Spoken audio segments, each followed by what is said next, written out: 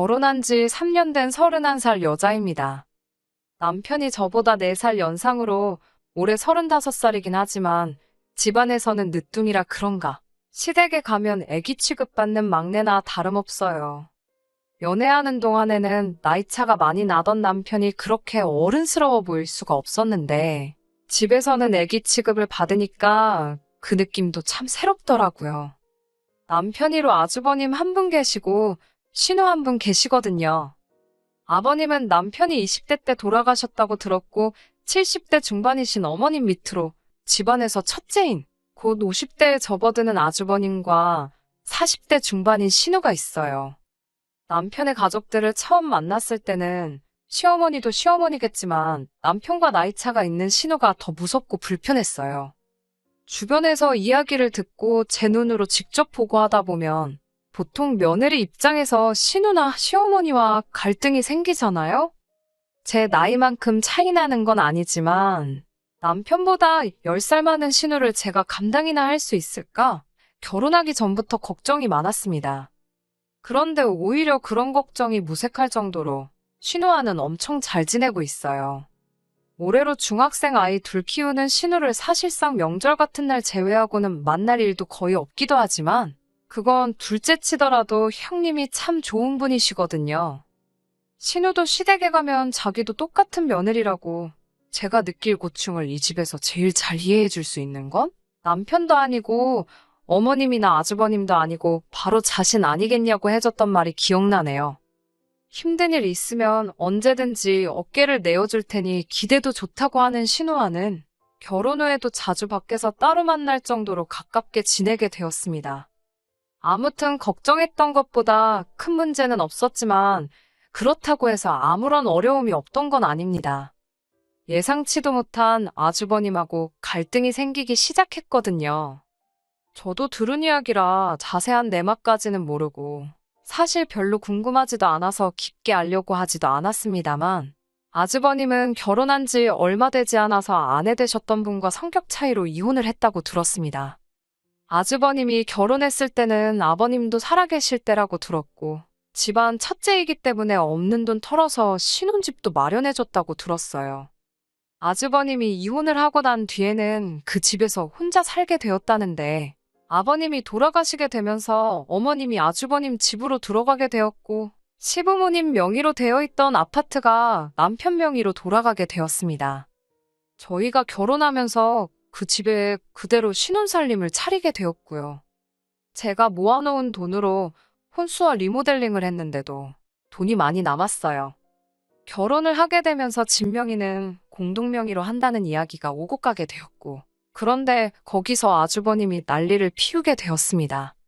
아주버님이 그렇게 계산하면 안 된다고 하면서 공동명의를 하려면 저도 그에 상응하는 금액을 가져와야 한다고 하더라고요.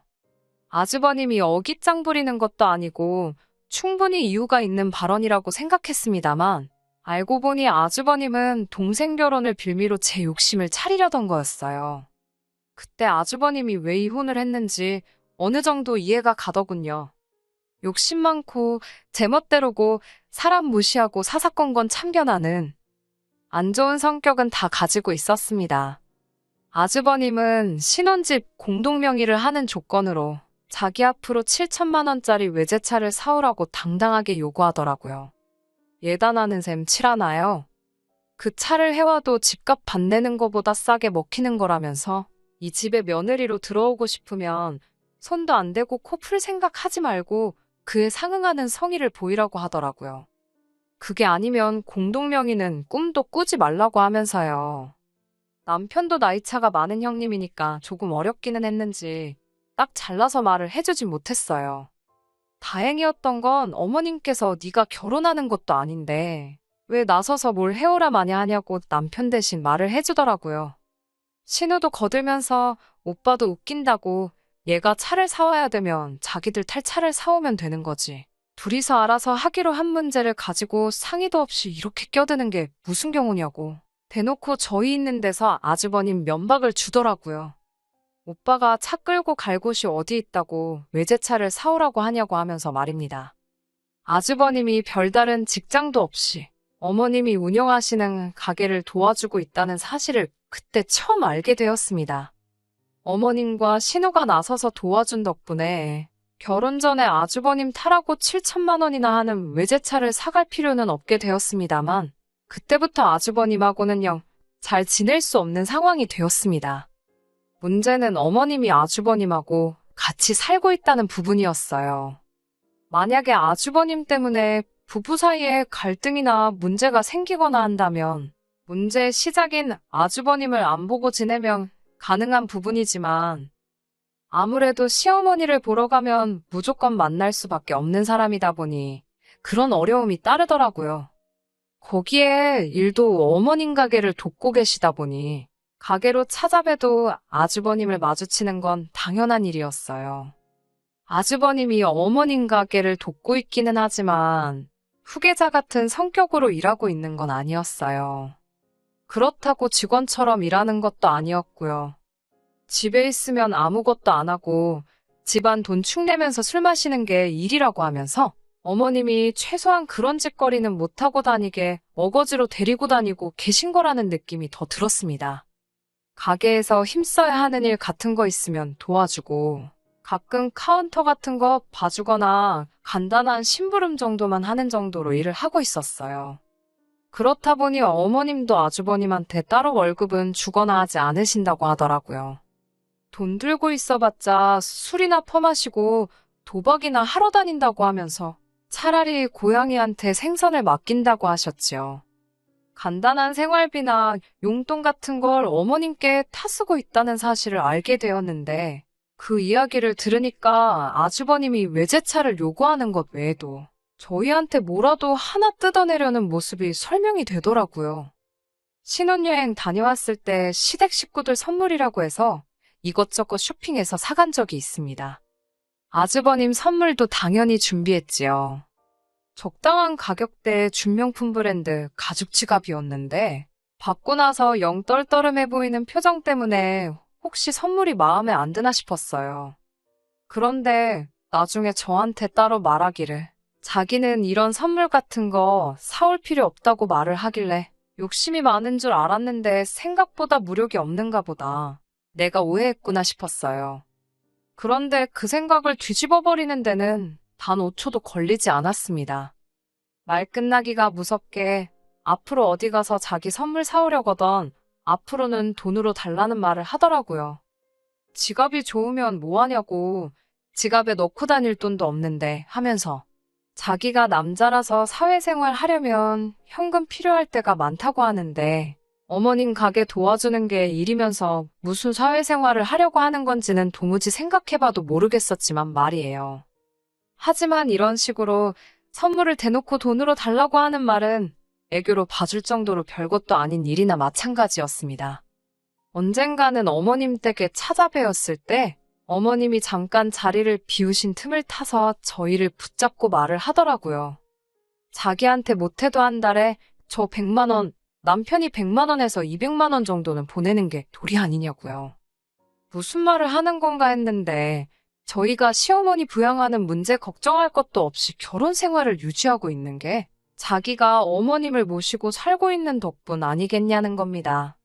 한술 더 떠서 어머님이 내 집에 얹혀 살고 있으니 아버님 돌아가셨을 때 저희가 살고 있는 집이 남편 명의로 돌아갈 수 있었던 거라고. 사실상 우리 결혼의 1등 공신은 자기나 마찬가지라는 거예요. 앞으로의 저희 결혼 생활이 얼마나 행복할지는 자기 손에 달려있는 거나 마찬가지라는 말을 하는데 어이가 없더라고요. 그 나이 먹도록 직장도 없고 어머님 밑에서 기생하고 있는데 어떻게 아무리 그림이 그렇다고 하더라도 어머님이 아주버님한테 얹혀 살고 있다는 표현을 할 수나 있는지 싶었습니다. 어머님은 모르게 하라는 말을 하길래 어머님 자리 돌아오시자마자 아주버님한테 그러면 보내라던 돈은 언제부터 보내드리면 되겠느냐 일부러 물어봤습니다. 당연히 어머님이 무슨 돈을 말하는 거냐고 반응하셨고 저는 제가 착각해서 실수했다는 것처럼 깜짝 놀라며 어머님은 모르고 계셨냐고 조금 여우처럼 어머님한테 아주버님이 꺼낸 돈 이야기를 그대로 전달했습니다. 어머님은 이야기 다 들으시고는 얼굴이 둘그락불그락해지더니 이제는 돈 나올 구멍이 없으니까 지 동생한테 돈을 뜯어낸다고 하시며 저희가 있는데도 할 말 못할 말 다 꺼내시며 호통을 치셨습니다. 남편하고 제가 어머님한테 달라붙어서 뜯어말리긴 했는데 탈탈 털리고 있는 아주버님을 보고 있으니 솔직히 좀 쌤통이었어요. 아주버님은 항상 저희들 머리 꼭대기 위에 있다고 생각하고 있거든요. 하지만 그 행동의 수준이 뻔히 보였기에 항상 제 손바닥 안에 있었지요. 한두 번씩 돈 문제를 가지고 사소한 사건을 만들어내기는 했는데 결국엔 아주버님 손으로 제 돈 10원짜리 하나 들어간 적이 없었지요. 욕심을 조금이라도 덜 냈으면 어떻게 제가 속아 넘어갔을 수도 있겠는데 매번 저렇게 말도 안 되는 과한 욕심을 부리다 보니 안 들킬 것도 들켜서 본전도 못 찾고는 했습니다. 아주버님이 아무리 노력을 해도 저에게 항상 간파를 당했고 혹시나 아주버님이란 위치로 저를 깔아뭉개려고 하면 항상 어머님이나 신우가 제 편을 들어주면서 방패막이 되어주었습니다. 남편이 의외로 아주버님에게 유독 약한 모습을 보였던 점이 아쉽기는 했지만 남편이 아니더라도 시어머니나 신우가 제 편에 서서 항상 도와주는데 딱히 무서울 건 없었네요. 그렇게 신혼 때부터 현재까지 아주버님이 몇 번의 꼼수를 부렸지만 제가 현명하게 대처해가며 사전에 방지를 했고 큰일로 키우지 않고 항상 좋게 잘 넘어가고 있었습니다. 어머님도 신우도 아주버님이 이런 사람인 걸 이미 알고 있었기에 오히려 이 정도인데도 일 크게 안 만들고 아무 일도 없었다는 듯이 잘 대처하는 저였기에 저를 더 아껴주셨던 것 같네요. 그런데 얼마 전 도무지 참을 수 없는 아주버님의 행동에 전에 없을 정도로 한판 크게 붙게 되는 사건이 생기게 되었습니다. 저한테 여동생이 있어요. 연년생이고 올해 30이지요. 여동생이 대학 생활 하다가 미국으로 잠깐 어학연수차 간 적이 있었습니다. 그런데 거기서 한국교포 사업가와 연애를 시작하게 되었고 어학연수가 끝나고 한국에 들어오는 대신에 그 사람하고 결혼을 하게 되었어요. 개인적인 사정으로 동생 결혼식에는 다녀오지 못했는데 그동안 무소식이 희소식이라고 아무 연락이 없길래 여동생이 미국에서 자리 잡고 잘 지내고 있는가 싶었습니다. 그런데 얼마 전에 여동생이 이혼을 하게 되었다는 소식을 듣게 되었어요. 미국에서 좋은 조건으로 회사도 다니고 있었고 자리도 잘 잡았고 신분 문제도 다 해결된 상태였는데 제 동생은 이 꼴저꼴 보기 싫다는 이유로 그냥 이민생활 정리하고 한국으로 얼마 전에 돌아오게 되었습니다. 좋은 일로 돌아온 건 아니지만 서로 결혼식 때도 곁에 있어주지도 못했고 떨어져 지낸 기간이 워낙에 길었다 보니 여동생이 다시 제 옆에서 지내게 되었다는 사실이 기쁘기도 하더라고요. 이제 곁에서 같이 지내면서 그동안 자매끼리 못한 것도 해보고 그럴 생각에 부풀어 있었습니다. 아무튼 여동생이 돌아오고 나서 시어머니도 신우도 제 동생을 같이 한번 보고 싶다고 하셨어요. 두 분 다 저한테는 소중한 가족이 되어준 사람들이고 해서 남편 가족들과 해서 여동생과 자리를 한번 만들게 되었습니다. 인연 없이 지내온 형부인데 형부뿐만 아니라 형부 가족들까지 자리에 있으니 제 동생이 아무리 괜찮다고 생각하려고 해도 불편한 점이 많았겠지요. 동생이 긴장하고 정신없는 모습을 보이긴 했지만 그래도 적당히 분위기 좋게 자리가 끝났다고 생각을 했습니다. 그런데 아주버님과의 문제는 그날 이후에 생기게 되었습니다. 뜬금없이 아주버님한테서 전화가 와서 무슨 일인가 싶었어요. 번호는 알았지만 평소에 연락 한번 서로 나눠본 적이 없는 사람이었거든요. 그런데 다짜고짜 아주버님이 제 여동생 전화번호를 물어보길래 그때 딱 이 사람이 무슨 꿍꿍이로 전화를 했는지 알게 되었습니다. 몇 번 거절을 했음에도 불구하고 포기를 모르고 계속해서 연락을 해오고 제 동생 전화번호를 물어보더군요. 아주버님한테 전화 받는 것도 스트레스인데 그 내용이 제 동생 연락처를 달라고 하는 거다 보니 더 스트레스를 받았습니다. 남편은 아주버님한테 약한 모습을 보이다 보니 이 이야기를 꺼내지도 않았고 그런데 이번만큼은 다른 사람도 아니고 내 가족 일인데 시어머니나 신우한테 부탁하는 것보다 내 선에서 잘나야겠다는 생각이 들어서 제가 직접 아주버님을 만나 단판을 짓기로 했습니다. 단도직입적으로 말부터 꺼냈어요. 아주버님이 제 여동생을 만나겠다는 게 말이나 되는 소리냐고요.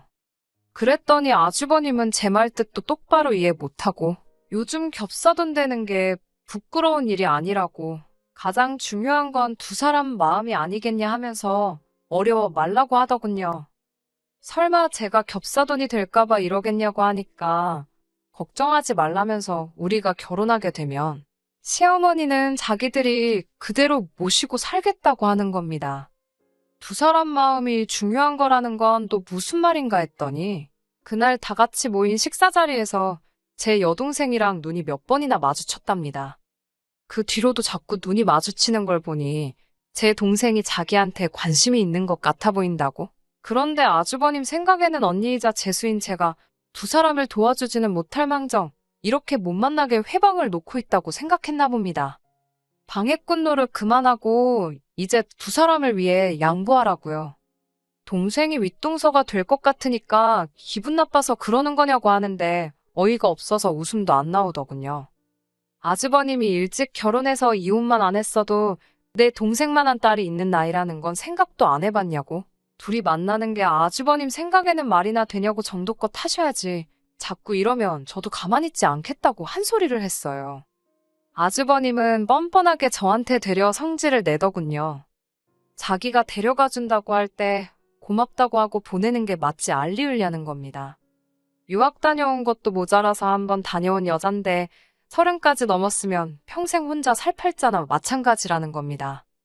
솔직히 자기가 자원봉사하는 거나 마찬가지라면서 저한테도 문제가 있다고 떠드는데 한다는 말이 아주버님이 혼자 시어머니 모시고 살면 그 고생이 얼마나 심하겠냐고. 진작에 제가 제 주변 사람들을 아주버님하고 이어줬어야 한다는 거예요.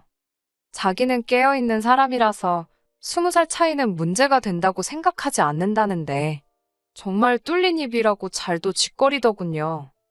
50살 먹은 이혼남의 직업도 뭣도 없으면서 아직도 어머니 밑에 기생하면서 살고 있는 주제에 무슨 소리를 들으려고 주변 사람을 소개시켜주냐고 제발 주제 좀 파악하라고 한마디 했네요. 아주버님의 님자도 붙이기 싫어서 아주버라고 부르고 싶더라고요. 웬만하면 그동안도 일 크게 안 만들고 그냥저냥 넘어갔는데 도무지 참을 수가 없어서 할 말 못할 말 다 쏟아내고 집으로 돌아왔습니다. 동생 구제해주고 싶으면 빨리 마음 바꾸라고 제 뒤통수에 대고 끝까지 저한테 뻔뻔하게 큰 소리 치기는 했지만 막상 지도 쪽팔린 건 아는 건지 시어머니한테는 따로 말을 안 했나 봐요. 어머님한테서는 따로 연락이 없었으니 말입니다. 집에 돌아오자마자 남편한테 아주버님 좀 어떻게 해달라고 큰 소리를 쳤어요. 왜 아주버님 때문에 내가 남편한테 큰 소리 쳐야 하는지도 모르겠고 정말 너무 화가 나서 참을 수가 없더라고요. 그동안 아주버님 일이라면 어려워하던 남편이라서 그런지 더 열이 받았는데 남편도 이번만큼은 그냥 넘어가서는 안 되겠다고 말을 하면서 아주버님한테 전화를 걸더라고요. 그런데 남편이 아주버님한테 화는 안 내고 아주버님 화를 풀어주면서 살살 달래더라고요. 그러면서 아무래도 처제가 형수님 되는 건 아닌 것 같다고 제 동생한테 찝쩍거리지 못하게는 단단히 말해주긴 했지만 아주버님한테 저렇게 나오는 남편을 이해할 수가 없었습니다. 남편한테 지금 그게 일을 해결한 거냐고 큰 소리를 쳤네요. 그런데 남편이 자기가 다 생각이 있다면서 저한테 계획을 말해주더라고요. 그 계획을 들으니까 우리 남편 제법인데? 하는 생각이 들어서 남편에게 믿고 맡겨보기로 했습니다. 아주버님을 다시 만난 건 바로 그 다음 주 주말이었어요. 아주버님을 불러낸 건 저였습니다. 주변에 마침 20살 차이도 문제없다고 하는 사람이 있어서 제 동생 대신에 그 사람을 소개시켜주겠다고 불러냈지요. 아주버님이 기고만장해서는 이제야 정신을 차렸다는 듯이 으스대더라고요. 무슨 일이 벌어질지도 모른 채 말입니다. 그래도 소개받는다고 머리에 못도 바르고 제법 힘 좀 주고 나왔더라고요. 아주버님한테는 남편이 그분을 모시고 오기로 했으니 잠시만 기다려달라 했지요. 시계 봤다가 창밖을 봤다가 아주 떨려서 죽겠나 보더라고요. 이윽고 남편이 도착했고 남편 옆에 동행하신 분을 보더니 아주버님 얼굴이 아주 당황해서는 표정이 다 일그러지더군요. 남편이 데리고 온 사람은 다른 사람이 아니라 시어머니의 절친한 고향 후배로 남편이 이모라고 부르고 따르는 분이셨으니까요. 남편은 아주버님한테 형님이 깨어있는 분이라 한번 다녀온 사람도 괜찮고 20살 차이 나는 사람도 문제가 없다고 하지 않으셨냐 하면서 좋은 자리 주선해봤으니 기회를 놓치지 말라고 했습니다. 애써 만든 자리니 잘 애보라고 말하고 저를 데리고 일어나서는 우리들은 이만 빠져주겠다고 하고 가게 밖으로 향했어요. 아주버님이 밖으로 나가는 저희를 따라 나와서는 상시옷 들어가는 욕을 하면서 저희를 불러세우더군요. 그런데 가게 밖에서 기다리고 있던 건 저희뿐만이 아니었어요. 시어머니와 신우도 같이 남편의 계획 아래 아주버님을 기다리고 있었습니다. 이미 어머님의 고향 후배분도 어머님도 신우도 남편의 계획 아래 아주버님이 저한테 무슨 짓을 했는지 다 알고 계셨고 고향 후배분도 어머님 도와주는 일인데 뭐가 문제겠냐며 흔쾌히 남편의 계획에 동참을 해주셨어요. 아주버님은 시어머니를 마주치자마자 얼음이 돼서 아무 말도 못하더군요. 어머님은 곧장 아주버님 뺨싸다기를 올려치시면서 첫째라고 오냐오냐 키워준 내 잘못이다 하시고는 너 사람 되는 꼴 보기 전까지는 죽지도 않겠다 큰 소리를 치셨어요. 곧바로 네 스스로 밥 벌어먹고 살 수 있게 될 때까지는 집에 얼씬도 하지 말라고 집에서 챙겨나온 아주버님 짐가방을 던져줬습니다. 그 집이 아주버님이 결혼할 때 신혼집으로 받은 집이긴 하지만 아직까지도 어머님 명의로 되어 있었다고 하네요. 아주버님이 돈 흥청망청 쓰고 도박 때문에 이혼당한 걸 알고 있기 때문에 집 명의를 넘겨줬다간 그 집 날려먹는 건 시간 문제라고 생각해서 어머님 명의로 집을 유지하고 있었던 거예요. 그래도 자식이라고 불쌍하다 생각해서 먹고 살게는 해주고 있었는데 저대로 뒀더니 아주 곱비 풀린 망나니가 되었다며 제 여동생하고 결혼시켜달라고 우겼던 게 화근이 돼요. 이참에 크게 결심하고 아주버님을 집에서 내쫓아버리기로 결심하신 거예요. 집에 돌아와서 남편이 저에게 사과를 해왔습니다. 그동안 아주버님 때문에 제가 제일 고생했다는 건 알고 있다고. 아주버님이 안 좋은 길을 가는 걸 보면서 성인이 되어서인지 저렇게 안 되려고 자기는 나름대로 열심히 살았다고 합니다. 그런데 오히려 그 모습이 돌아가신 아버님께서 아주버님과 13살 차이 나는 동생인 남편을 두고 비교를 했다고 하네요. 그게 남편한테는 그동안 아주버님이 자기 때문에 마음고생을 했다 생각하여 아주버님 일에만 유독 마음이 약해져서 아무 소리도 내지 못하고 있었던 거라고 합니다. 그런데 자기가 아주버님한테 말 한마디 못할 때마다 고생하는 게 자기가 아닌 저라는 걸 이번 일로 깨닫게 되었다고. 두 번 다시 아주버님이 저에게 그 어떤 짓도 하지 못하게 자기가 책임지고 행동 똑바로 하겠다고 약속을 해주더군요. 어머님도 나중에 저에게 따로 사과를 해주셨고요. 아주버님은 한동안 짐가방만 들고 주변 아는 사람들 집에 돌아가면서 신세지면서 하루하루 연명하고 있다고 하네요. 어머님이 다시 아주버님을 받아줄 수도 있다고 생각하고 아주버님이 이번 일로 사람이 변할 거라고는 기대도 하지 않아요. 하지만 이제부터는 남편이 제대로 자기 할 일을 해준다고 약속을 했으니 아주버님이 돌아온다고 해도 걱정이 되지는 않네요. 끝까지 들어주셔서 감사합니다. 오늘의 사연은 여기까지입니다.